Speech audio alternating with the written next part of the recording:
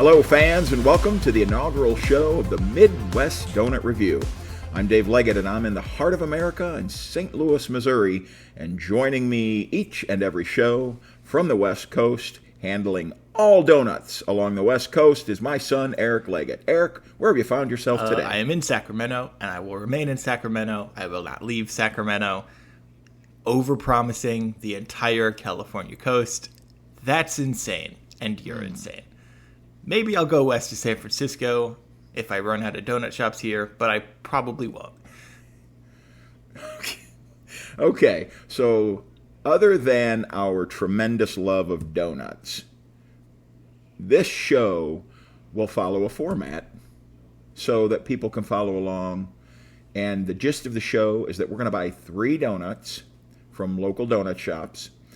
We're going to switch up the flavors every time, except glazed will be on every single show. Because if you're a donut shop and you can't nail a glazed donut, what the fuck are you doing in the donut business? I am sick and tired of these fancy-ass donut places who do these creme brulee and toasted s'mores and whatever-ass donuts. But you're like, hey, man, can I just get a plain glaze? And they just kind of look at you with a blank stare on their face. They're like, I don't know, man. What's that one? It's like, go away. Never open up a donut shop. So we're going to do 3 flavors every week. We are going to measure them. We are going to price them. We'll let you know where they come from. We're going to show you pictures of what they look like cut in half. But we are never going to cut in half a cream-filled donut. Why is that? Because if you take a single bite into a cream-filled donut and you don't get any of that filling, might as well throw the whole thing away. I mean, that's ridiculous. The best thing about a cream-filled donut is that you get cream in every bite. And if you don't get that in every bite, it's going to be a tough climb to make it a high-quality donut. I like to call it a pocket of love. Oh, I don't like that phrase at all. I hate that. Okay, so the first question all of our fans are going to be asking, why are we uniquely qualified to offer our opinion on donuts? Eric, why are you a connoisseur of donuts? Well, I have eaten my fair share of donuts, but I also have worked in a donut shop for a little less than a year. So I know kind of the ins and outs of how most of them are made, and I definitely know what it looks like when they're not made well. I, on the other hand, have never worked in a donut shop. However, I do bake quite a bit, so I know the science behind the baking of the different styles of donuts. And Wilt Chamberlain, NBA Hall of Famer, famously said he has slept with 20,000 women. I'm here to famously claim I've eaten 20,000 donuts. I have been on this earth for 21,000 days plus, and I guarantee you I've averaged a donut a day. That makes sense, but that makes 2 Wilt Chamberlain stats that are completely unverifiable. And the other one being his 100-point game, that there were no photos, no anything. You just had to believe him. Oh, yeah, he scored 100 points. Sure, Wilt. Okay, nasty boy. This is my segment of the podcast where I shit-talk Wilt Chamberlain. Well, that'll get us more donut fans. Absolutely. I also, my mom worked in a donut shop. One of the top donut shops in all of America, I will tell you. This has been voted on. This is scientific, brother. The best What science goes into a fan vote? Oh, no. I think this was not fans. I think it was scientists. Scientists voted on the best donut shops in America. I'm a little confused. But, yeah, definitely one of the top shops in America. There you go. Okay. You have it. So the best part of having your mom work at a donut shop is that her work clothes would smell like the donut shop. And when she first started there, she didn't realize how strong the scent was, and she would wash her work clothes with our kids' clothes. And then I would go to school smelling like a sugar donut or a glazed donut. Is there a better parenting technique than to send your kid out smelling like a donut? It now makes sense why you had so many friends when you were a kid. Because you smelled like donuts and everyone just kind of wanted to be around you. My first cologne. So, before we go too far, I also want to mention how dedicated we are to National Donut Day. If you do not know that the first Friday of every June is National Donut Day, welcome to the podcast where we will reveal all the gold that is a donut. Absolutely. We've been doing this as a family, celebrating for probably 10 years or so. I'd say so. We have been to as many as 8 shops in a day. 5 is the minimum buy-in, generally. You and I have not always been together for National Donut Day, but we have certainly had a shared experience where we would FaceTime and talk about each donut shop from wherever you are in the country and here, me in the Midwest. And a little later on, we'll go into some detail about some NDD, as the cool kids call it. Some details Just of you. NDD.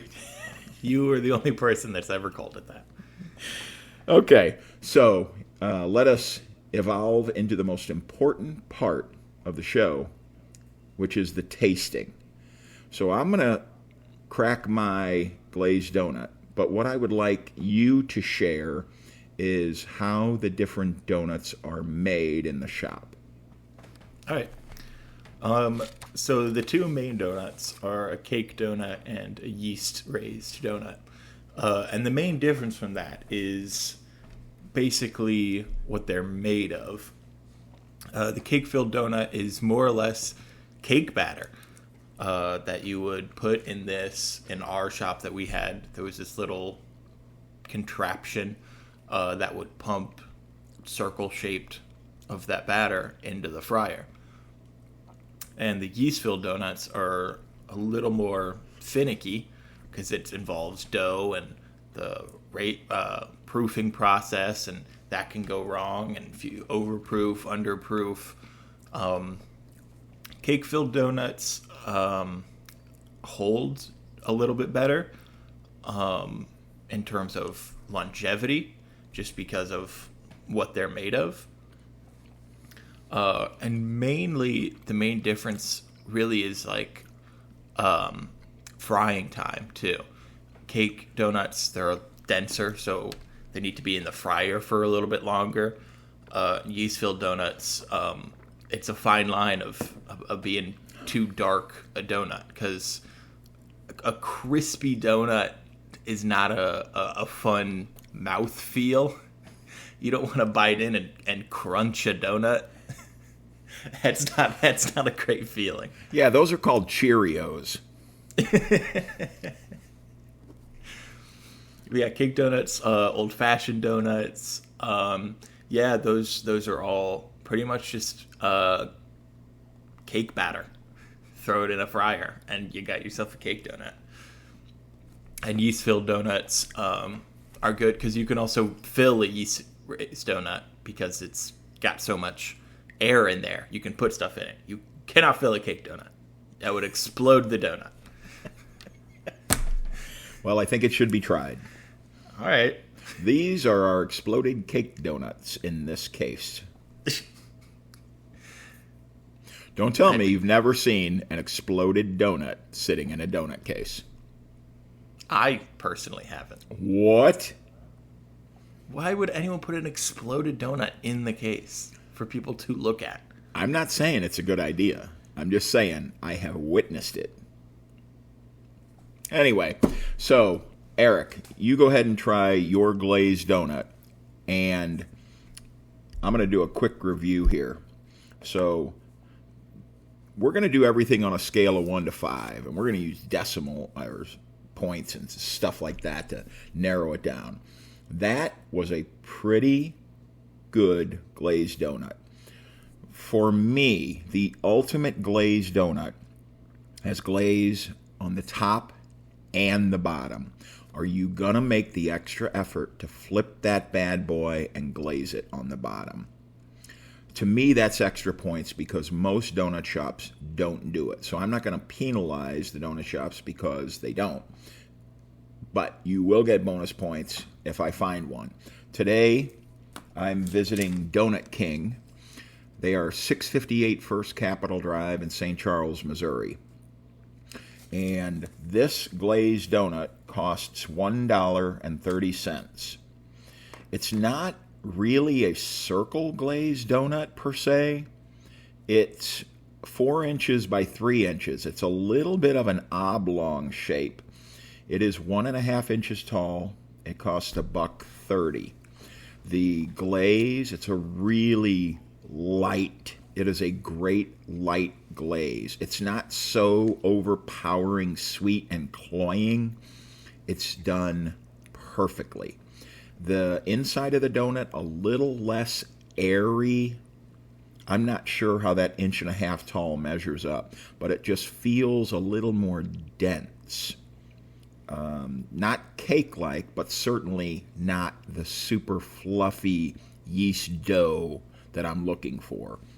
It also, because it's so condensed, it makes it just a shade dry because you've got all that dough and batter clumped together. So I'm going to say it's a pretty solid glazed donut. I'm going to go a 3.5 on a scale of 1 to 5 for this glazed donut. Do you see us ever going below like a 2 for a donut? I feel like you get like at least 1 point just for like being a donut. Just being a donut gets you a 1 on a 1 out of 5. This is the comparison between pizzas and donuts. Unless the pizza is burnt to a crisp or has toppings that you hate, or they've gypped you on the cheese, or there's no sauce, or generally speaking, a pizza's a pretty good pizza bite. Little Caesars has made $1 billion on pushing out a very average pizza. But even an average pizza, you can enjoy. And so I kind of feel the same way about a donut. Have you ever, again, unless they burnt the donut or undercooked it or it's a flavor that you just can't enjoy, most donuts are pretty good. Yeah.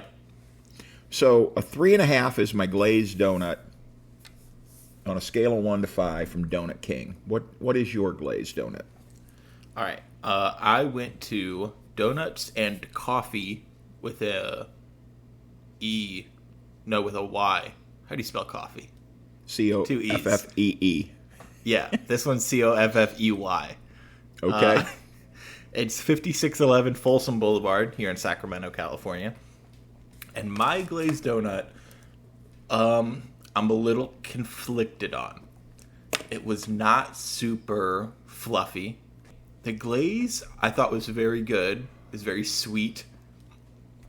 But my big comparison of this donut is that it was like a little bit bigger than a Krispy Kreme glazed donut. This glazed donut was 4 inches across, and it was $1.79. That's going to be a theme here. My donuts are probably going to be more expensive here in California, unfortunately.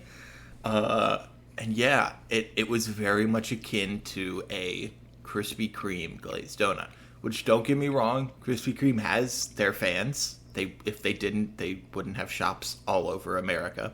But I am not a part of that group. I think Krispy Kreme donuts are incredibly overrated. I think Krispy Kreme glaze is way too sweet. I didn't get all of that sweetness in this glaze. But yeah, it wasn't as thick and fluffy as I would want a glazed donut to be. But I will say most of that bottom of the donut did get some glaze on it, which was good. Again, you're going to be really hard pressed to find a shop that will physically flip over the donut and glaze the bottom. More often than not, you're just going to have to hope that enough of it has dripped down and around the donut. So I think that's a positive for this donut. But in terms of what I'm looking for in a glazed donut from a mom and pop shop is something that's thick and fluffy, and this one was a little bit more dense than I would want a glazed donut to be.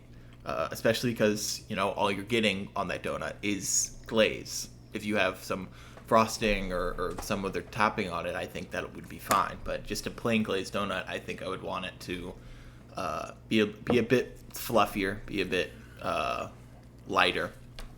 So I'm going to give this glazed donut a 2.7. Wow. Wow. It was very much like a Krispy Kreme glaze to me. Which, don't get me wrong, people, if you're into that, which I get, especially because they make them fresh every day, and a warm glazed donut is incredible. And so I get Krispy Kreme has their fans, but for me personally, I don't think that's a very good mom and pop donut. I think if you're emulating Krispy Kreme, I think you're going the wrong way. And as an aside, we do not do chain donuts. Absolutely not. We always look for the mom and pop. And when we were in Montreal in February, we found a spectacular mom and pop donut shop. And I looked this up. It's called Bernie Bang is how they pronounce it. It's right on Bernard Street.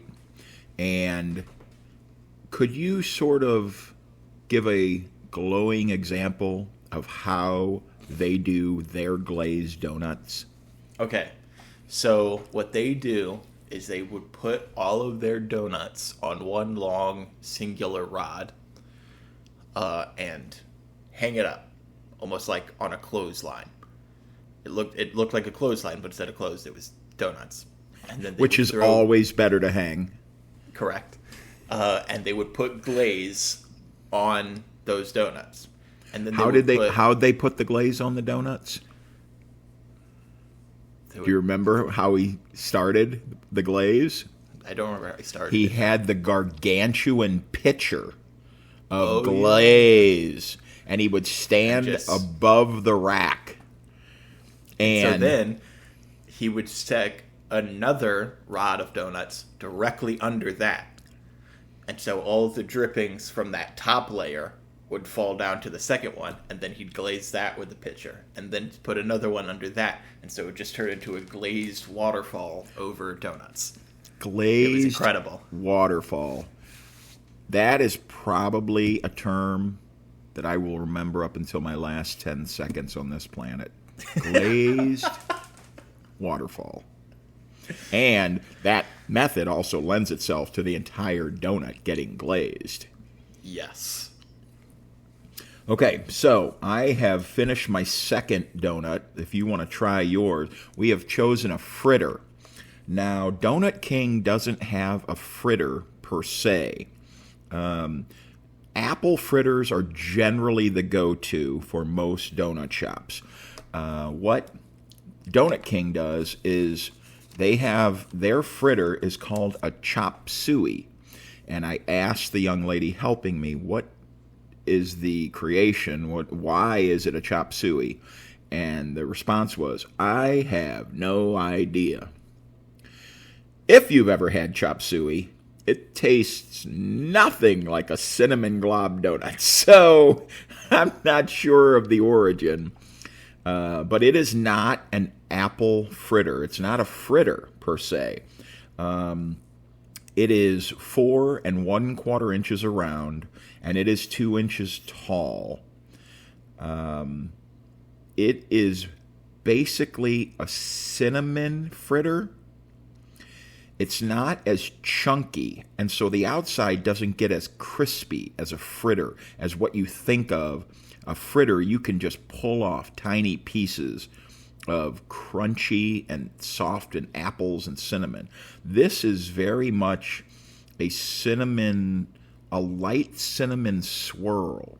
So it has a cinnamon flavor throughout the dough, but it's not, for me, if you're going to sell me a cinnamon donut, let me taste that cinnamon. You for sure, it's a cinnamon dough, but it is not a strong enough, for me, flavor.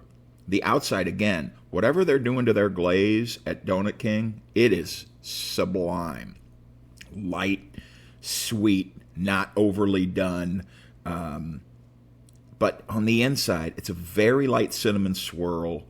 And it's because it's not pieces all over like a traditional fritter, it's too dense. It's, again, dense. I know this is not a straight up fritter, and it's a little unfair to compare it to a fritter, but this is as close as they have, and it's not that close. I'm going to go a 2.6 on this fritter.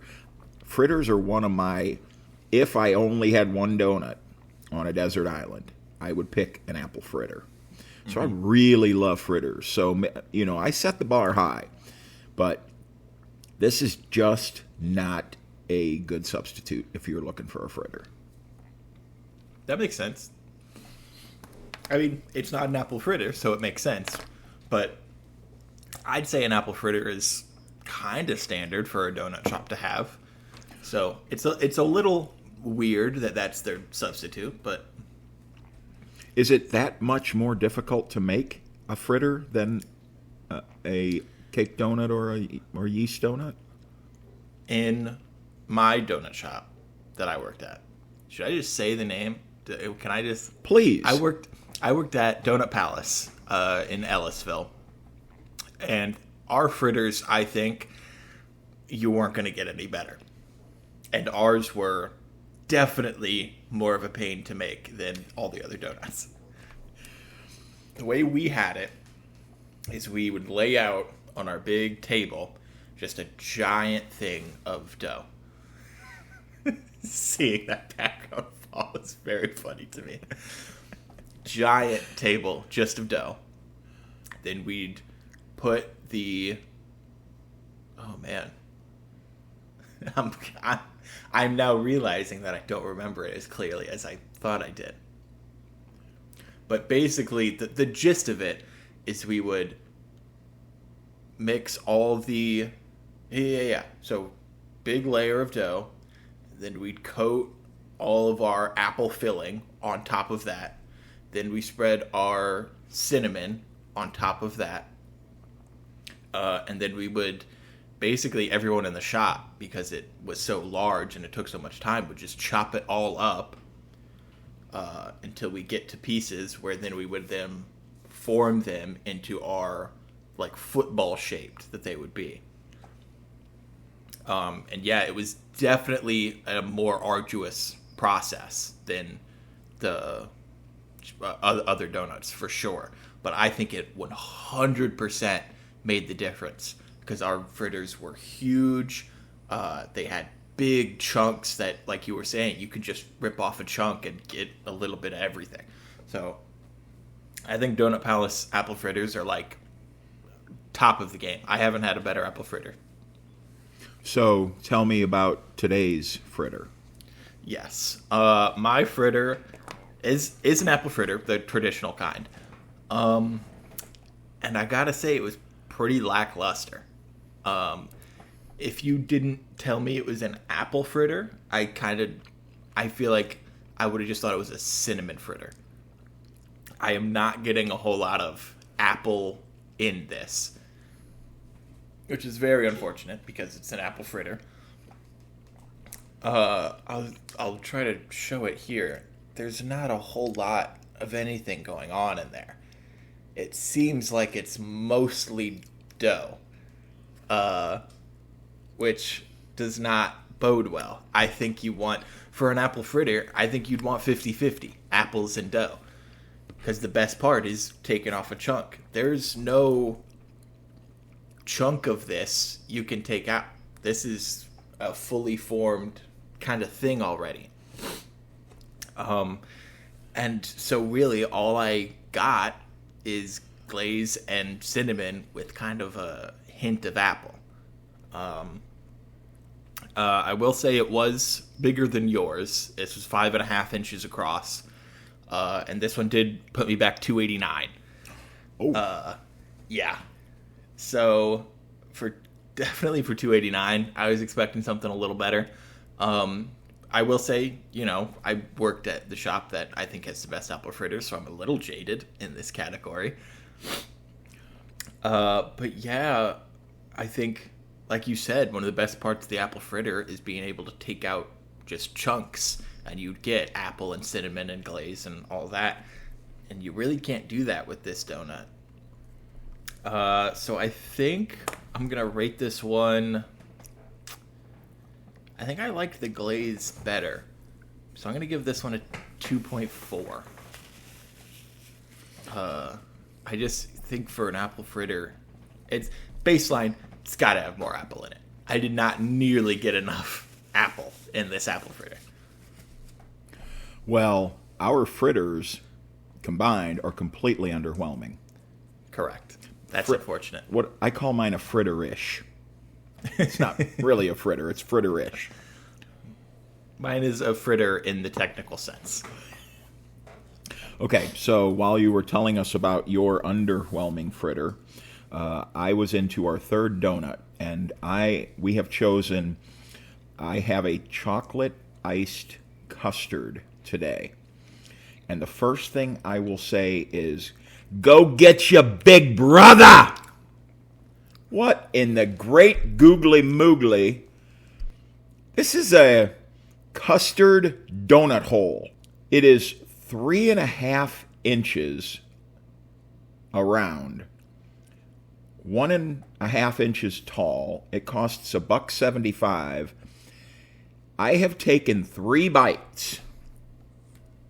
Half the donut, 3 bites. See that custard in there? I haven't had hardly any in my mouth. How do you take 3 bites of almost half a donut and you just barely get any of the custard? The toppings at Donut King are sublime. This chocolate icing is great. And it is chocolatey. It's not too sweet. It's creamy. It's a great chocolate icing. Whoever's doing the toppings at Donut King, you need a raise. Unfortunately, if that's the highlight of your donut, again, the cake donut portion is a little dense for me. It's a little underwhelming. The custard itself, very creamy, not too sweet, very well done. But the dense and the tiny, and I know $1.75 isn't too much in California for a donut, but here in St. Louis, $1.75 for this tiny custard donut hole is too much. You showed it to the camera. It looked like that icing is pretty thick on there. Relative to the size of the donut, it's done well. I think maybe the bite has changed, but actually the icing is very well done. Yeah, I think that's a plus, that it can look that thick and still be a really good addition and not overpowering. My custard filled was pretty damn good. First bite in, I got, I was going to say a mouthful of custard, but I don't like that phrasing at all. Oh, I said it anyway. You had a mouthful of love? Yep, that's what I had. Oh, disgusting. Oh, you just lowered the score of this donut because now I'm grossed out. No. Okay, I got a lot of custard. Did I give a grade for this custard donut? I don't think you did. This is also in the 2s for me. It's just a tiny custard donut. that's not filled as well. Tinier should have more filling in it. So I'm gonna say 2.7 for this custard. I just want to get that out there so that we know where the better custard donut is coming from on today's show. Oh yeah. My custard donut. My first bite I did get custard. I will say, I think I only did that because you could tell where it had been filled, because you could look at the donut and see kind of custard coming out of one part, which I do also enjoy because you can see that and then, choose your own adventure. You can know, like, I'm going to get a lot of custard in this bite or not. Because I did take that one bite and I got a lot of custard, but then when you look inside, it seemed like on that side only like half of it had been filled. So if I were to take a bite from that other half, it would have been probably no custard or very little custard at all. But other than that, like, custard was really good, and it paired really well with the chocolate icing. Chocolate icing wasn't overpowering at all. It was pretty thin on the donut, and it was filled really well. This was a 4 3/4 inch donut across. So this was a big custard filled donut, and it was filled very well. This one is the same price as my fritter, $2.89, which is up there. But I'm definitely more satisfied with this one than I was with the fritter. It was a super light dough, which I think also lends itself to having chocolate icing and custard in there. Everything mixed well together. I think I'm going to give this one like a 3.4. This was a really good custard donut. Okay. I do want to mention at Donut King, so my glazed is $1.30, the chop suey fritterish is $1.75, and the chocolate ice custard is $1.75. If you buy a dozen donuts, and these three are included, it's only $12. So you can get a dozen donuts for $12. None of the specialty donuts, but it does include the cake donuts and the jelly filled, and so that is a tremendous bargain. And that glazed, the highlight for me from Donut King is that glazed donut. Do they do glazed donuts well? Absolutely. And I will say another thing about Donuts and Coffee is they definitely have some more eclectic options that I don't think we're going to cover on the show, just because I don't think you can get them out in St. Louis. But they have mochi donuts that they do. They have some specialty icings. I saw they had a matcha icing on some donuts. And I will say, all the donuts today looked very good. Like they get the sexy nod for sure, because these looked like really, like, you walk in and you're like, these are some really good looking donuts. You know what you get after a sexy nod? You get a mouthful of love. Oh my God. Episode 1, we're already off the fucking rails. So let's pull it back a notch here for a second. I want to revisit National Donut Day. This is an area that you and I have a little pushback. You can't, just like you can't willy-nilly a Midwest donut review show, although it might seem like it at times. You got to have a plan. So here are my rules for National Donut Day. No donut holes. That makes sense. Because they're never enough. They're not going to get you the donut experience of that shop. They're just not. There's only so much you can do with a donut hole that's unique. No sprinkles. What are you, fucking 5 years old? Correct. Anything, you'll be hard pressed to find a topping on a donut that we will accept. I don't want M&Ms on a donut. I don't want Oreos on a donut. That's stupid. Now, as you say that, for National Donut Day, we don't need to. Did you not fall in the trap? Did you not fall in the trap, sir? I did. I got a donut with Fruity Pebbles on it, and it was a mistake. It was a mistake. I own up to that. Fruity Pebbles. They were very colorful. I was by myself. I had no supervision. As I go through my parenting checkbook, I figured I had this one done. My son knows and respects the donut. And then you tell me that you get a Fruity Pebbles donut, and my world has collapsed. I needed to make sure. I just needed a double check in the world. Fruity Pebbles still bad on a donut? Yep, still bad. And what was really odd on this National Donut Day for me is I did find a matcha donut place here in the St. Louis area, and I went in, and the donuts were beautiful and amazing, and they tasted great.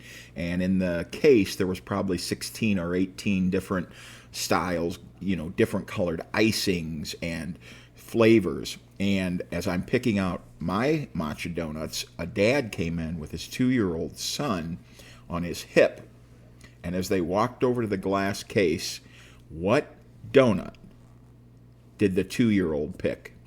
The Fruity Pebbles donut. The Fruity fucking Pebbles donut. If that doesn't tell you, don't put shit on top of your donut, nothing else will. Again, if you're 5 years old, well, you're probably not watching this show. I hope not. But if you're a parent, just know, at the 5th birthday, sit him down and let him know very clearly, son, no more sprinkle donuts for you. I do still love you. It's a rite of passage. But you ain't getting shit on top of your donut anymore.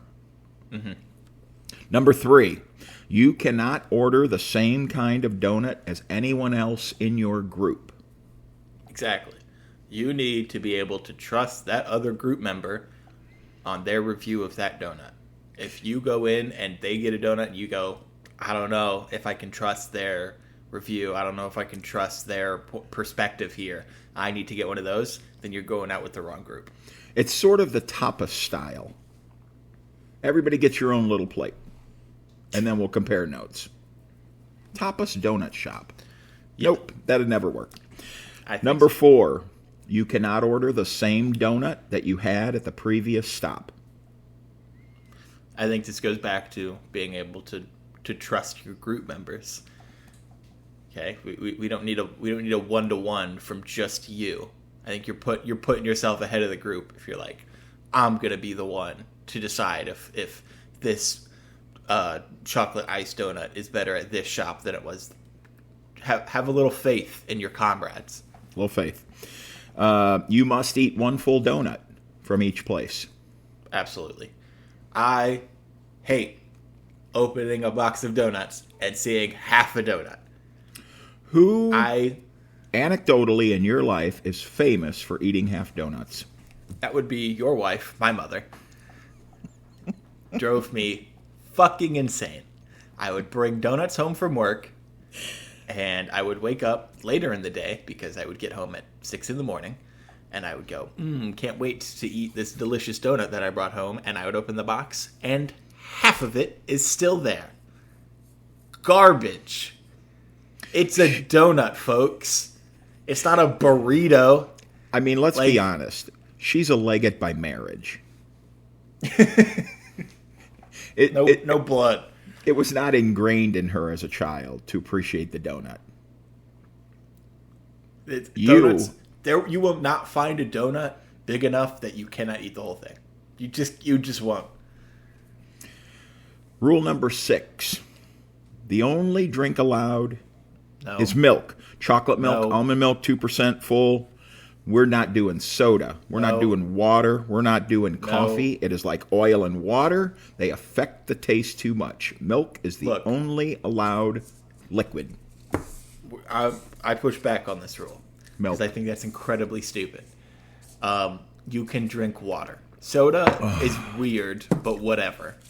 I don't think... Here's the thing. You're not going to allow us to drink water, but you think almond milk is okay? What is almond milk? It's almonds and water. Almond milk is almonds and water. It's not real milk. This is almond milk right here. It's not real milk. It's sweet. Oh, it's not real milk. It's not real milk. So how can you say almond milk is allowed, but water isn't? It's the same thing. Just add almonds. Our government said that it's allowed to be called milk. and you believe everything that the government says. I don't. Only when it fits my purpose. You're in Missouri. That makes sense. Here's why water doesn't work. When you see when you see a hot dog eating contest, what do all of the contestants dip their hot dog and bun in? Okay. No one is water dipping is the the answer. Donut in water. No one is dipping the donut in water. It's the same thing. It's not. Have you ever had a hot dog dipped in water? No. Yeah. It's not the same thing as eating a hot dog and then drinking water. It's not even remotely close to the same thing. It's the same thing. It's not. You can drink water. That's a stupid rule you made. It doesn't make any sense. We'll agree to disagree. I don't follow it. Generally speaking, the person who pays for the donuts makes the rules. That's not true at all. What? No. That has to be the rule. It shouldn't be. Number 7. It's donuts. You're not breaking the fucking bank. Vomiting is allowed, but yes. You must pick up where you left off at the next stop. You can't puke tap and out. Rally. Just puke and rally is the only way. There's no puke. It's puke and rally. And here's the other thing. So you puke. Now your stomach's empty. You're probably hungry again. Exactly. Now you have an advantage guess what? Over everyone else. It's like cheating. You vomiting cheaters. So over the years, we have had Janet, my wife, your mom, go. Your sister Isabel, my daughter. We've had other family members. We've had friends. And at the beginning, it all starts out the same way. We're going to hang. We're going to do this. We're going to go to every shop. We're going to hang with you guys. Total number of people who have hung. I'll say like 2. Maybe. Yeah. It's a small list. And I think that goes into why we're uniquely qualified to be doing the show. It's something in our blood that we can take down donuts. It's cholesterol. And fat globules. Yes. Still in our blood. Our next podcast will be super nutritious foods that we eat, and it will last 7 seconds.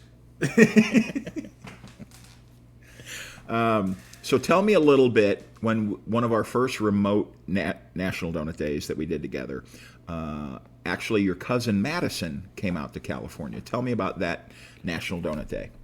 That one was good because it was our first National Donut Day here in Sacramento, and we got to hit a lot of the more iconic Sacramento donut shops, which you'll probably see later in this podcast. And, I'd go to donut shops, but I hadn't been to nearly as many as I wanted to. So it was also just a good excuse to explore the city a bit more, explore more donut shops, and then from there kind of choose which ones I liked. Like, I've been to Donuts and Coffee before. That was part of, I want to say, my second National Donut Day out here. And I've been to plenty of donut shops where it was my first National Donut Day where I went there, and I'm like, this is a great donut shop. I'm definitely coming back.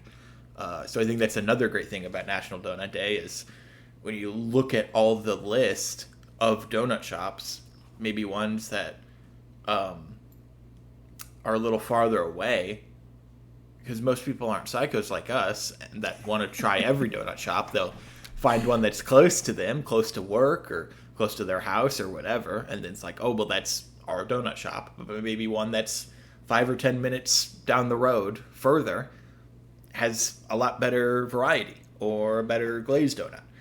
So I think it's a good excuse to get out there and find more and try more donut places. That is one of the highlights for me as well on National Donut Day, is that we did 5 shops this past June, and 4 of them were brand new. Never been. And to me, that's always exciting to go into a brand new mom and pop and see, to make sure people are still doing donuts the right way. Absolutely. Absolutely. So Jim Gaffigan, famous stand-up comic, says, there are lots of paintings of fruit through the ages. And that's mostly because the artist could leave it for a few days, come back, and nobody would have touched that fruit. And that is also why there is no donut artwork. Because even if you just take a break to go to the bathroom, someone's going to nab that donut. I agree with that. You, actually, my friend, have one of the rare pieces of donut artwork in the land. Yes, except it was created digitally and with real donuts. Because if it was created with real donuts, you'd have to have a pretty good memory. Because I would have eaten them. And so, since Mr. Gaffigan is such a big donut fan, I will have my people reach out to his people, and we'll get him on one of our future podcasts so he can share his love of donuts with all of our fans. Sounds good. Very likely to happen. Absolutely. Super likely to happen. All right, we've come to near the end of the show, and it is trivia time. This is where I give Eric names of donuts from around the world, and he tells us exactly where they're from. Yep. Or not. Okay, our first donut from around the world. Koch sisters. Koch sisters? Koch sisters. Koch sisters. Koch sisters. Koch sisters. Switzerland. That is from South Africa. Damn it. Our next donut from around the world. Oily bowl. Oily bowl? Oily bowl. Oily bowl. Oily Denmark. bowl. Oh, you are very close. I'm going to give this one to you. Netherlands and Belgium is where you'll find it. And when you break down the word, it's actually oil spheres. Oil sphere. That's a very specific name for a donut. I know. And I don't know how many would sell if you said, would you like to try our oil sphere? It sounds like what an alien would call a donut. And you and I have had this discussion. You should not call donuts balls. You've got to find another word. I have no problem with it. I don't know why you are so wigged out about it. Okay. I'll take the point. That brings us to the end of our first show. I would like to thank our engineer back here in St. Louis, Isabel, my daughter, for setting all of this up because I am technologically challenged on this end. This is episode 1, season 1, many to come. Eric, thank you so much for your time. And before we end, I got to do all the plugs. If you're watching on YouTube, to subscribe and like the video. If you're listening to the podcast, subscribe to the podcast on Apple Podcasts. Have I said podcast enough in the sentence? Rate and review it. And just share it. Just share it to your friends and your family. Maybe your enemies, too, if you want. Share it to whoever you feel like it. It's the ultimate breaking bread. Exactly. Breaking donuts. Breaking donuts. Eric, thanks for your time, and we will see you next week. See you all next week.